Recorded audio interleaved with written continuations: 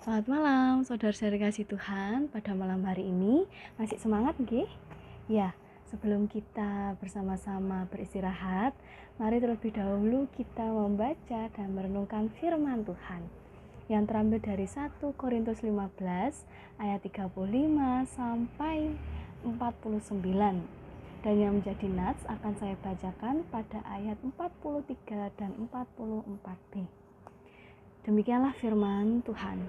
Ditaburkan dalam kehinaan, dibangkitkan dalam kemuliaan. Ditaburkan dalam kelemahan, dibangkitkan dalam kekuatan.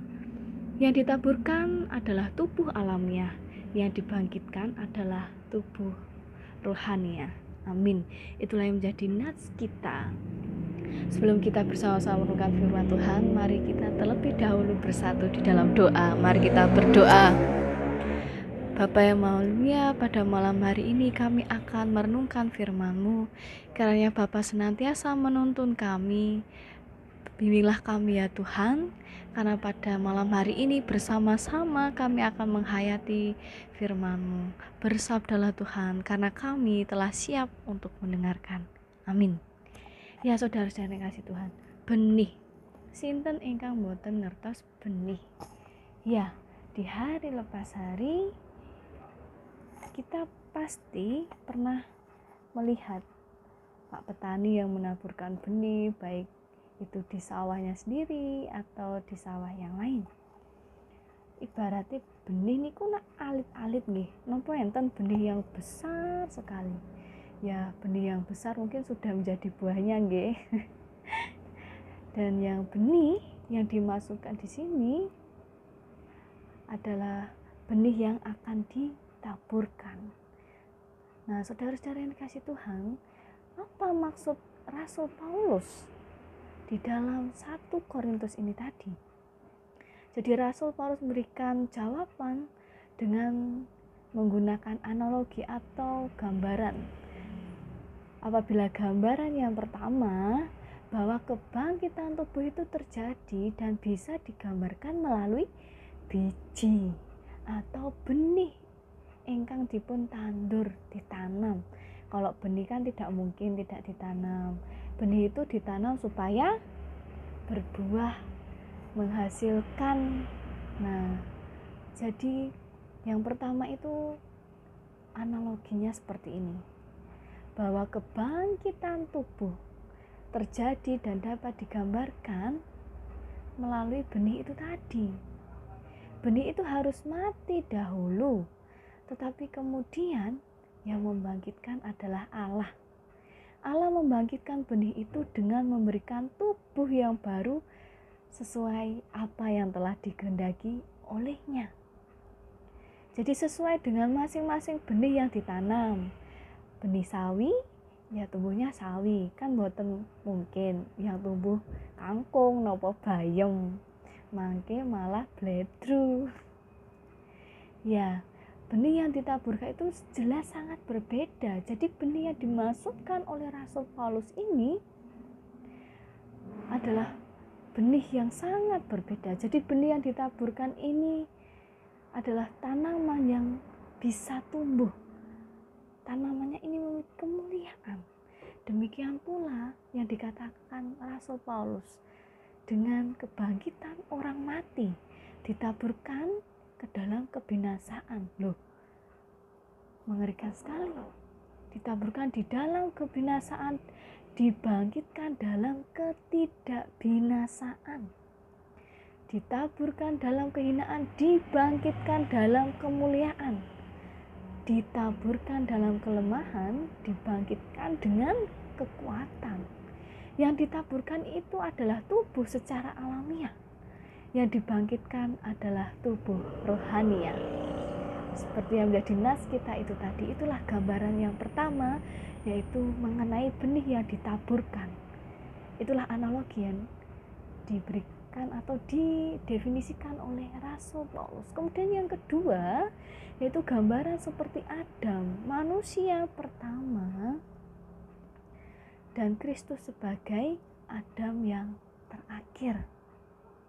Jika Adam yang pertama menjadikan kita keturunannya sebagai makhluk hidup, Maka Adam yang terakhir, yaitu Kristus yang memberikan kita roh yang hidup. Ada pada ayat yang ke-45.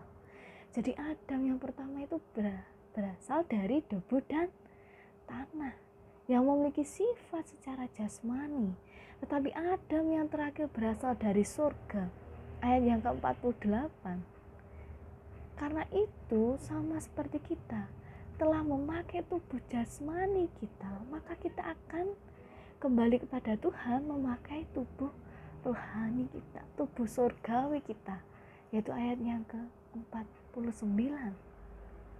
Jadi melalui bacaan kita dan analogi yang diberikan oleh Paulus, yang pertama mengenai benih yang ditanamkan, kemudian yang kedua adalah gambaran mengenai Adam, yaitu tubuh jasmani dan tubuh rohani yang adalah Kristus itu sendiri. Melalui renungan kita pada malam hari ini, kita diingatkan kembali bahwa hidup ini tidak ada henti-hentinya dengan kematian secara jasmani atau secara tubuh. Karena bagi kita sebagai orang yang percaya kepada Kristus yang mati telah bangkit, maka kita akan dibangkitkan dari kematian dengan tubuh yang baru seperti tubuh kebangkitan Kristus Yesus yang telah kita peringati pada minggu kemarin. Karena itu marilah bersama-sama kita mengisi hidup kita dengan semangat, dengan berpengharapan kepada Tuhan. Karena pengharapan kebangkitan itu adalah iman kita, bagaimana kita mengimani Yesus Kristus yang telah bangkit dan menyelamatkan kita semuanya. Dan kelak kita juga akan dibangkitkan secara rohani kita. Marilah kita jangan menyia-nyiakan kesempatan hidup yang telah diberikan oleh Tuhan. Dan jangan berputus asa. Mungkin kita lelah menghadapi apa yang terjadi, tetapi kita lihat dan marilah kita peka. Tuhan tidak pernah lelah untuk mengingatkan kita semuanya, untuk menaburkan kasih kepada kita, untuk memberkati kita semua.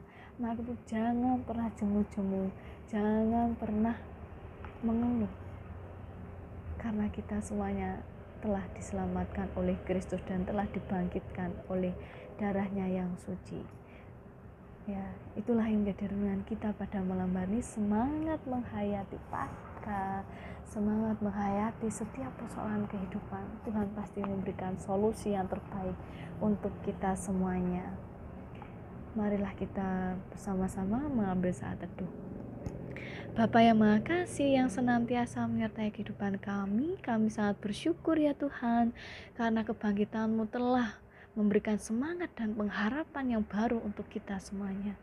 Walaupun di hari lepas hari banyak sekali cobaan yang terjadi, baik dimanapun itu berada, seperti di Makassar, dan saat ini yang baru-baru terjadi adalah terjadi banjir di Nusa Tenggara Timur. Kiranya Tuhan senantiasa menyertai saudara-saudara kami dimanapun mereka berada. Ketika musibah itu datang, karena kami percaya disitulah kekuatan Tuhan yang dahsyat telah menyertai kita semuanya. Kita masih dilingkupi oleh kuasa-Mu dan darah-Mu yang kudus.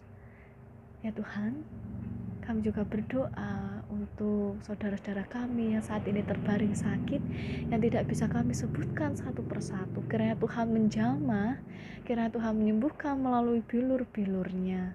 Kiranya Tuhan senantiasa menyertai dan menemani di dalam setiap aspek kehidupannya.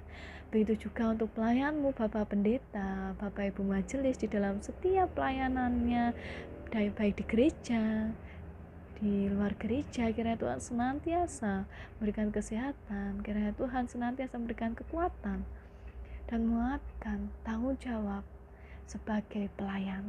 Ya Tuhan, pada malam hari kami juga akan beristirahat. Lingkupilah kami dengan cinta dan kasih-Mu ya Tuhan, dan jauhkanlah kami dari segala mara bahaya, karena kami percaya kasih Tuhan selalu melingkupi kami dari hari ini sampai selama-lamanya. Amin. Salam sehat, salam bahagia. Kiranya Tuhan Yesus menyertai kita semuanya. Selamat malam. Tuhan Yesus berkati. Dan marilah kita memuji dari Kidung Jemaat nomor 1, bait yang pertama dan yang kedua.